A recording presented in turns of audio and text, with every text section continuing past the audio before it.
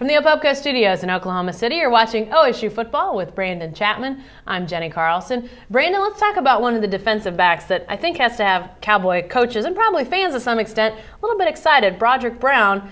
He made his debut, if you will, last year in the Cotton Bowl. He sort of continued to play pretty well after that performance and on into this season. Yeah, I mean, he came in the Cotton Bowl, and obviously nobody knew who he was. Nobody knew his name, and he held up pretty well after Parrish Cox was suspended for the Cotton Bowl. And he's carried that confidence into this season, and it's obvious. He's the second leading tackler on the team. He's consistently around the ball, and it seems like offenses don't really want to pick on him. They don't really want to go his way because it seems like he's been pretty good in coverage for the Cowboys thus far. So he's been a really, really nice surprise. Obviously, losing Parrish Cox, I mean, he was a multi-year starter, was a mainstay in that secondary.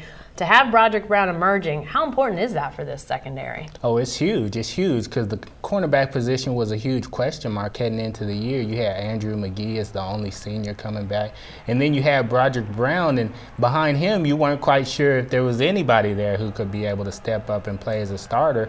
And so if he didn't come through, that would have been a huge issue. But he's definitely come through. He's playing at a pretty good level. He's showing he can play cornerback in the Big 12, so that's a huge development for OSU.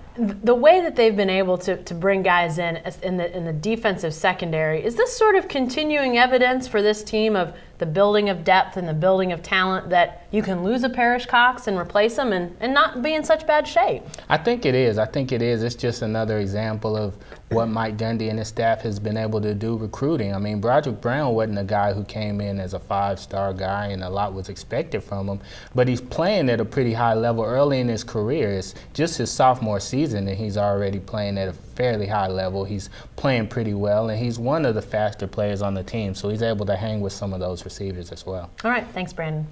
Hey, stay with the best coverage team anywhere at newsok.com and every day in the Oklahoman.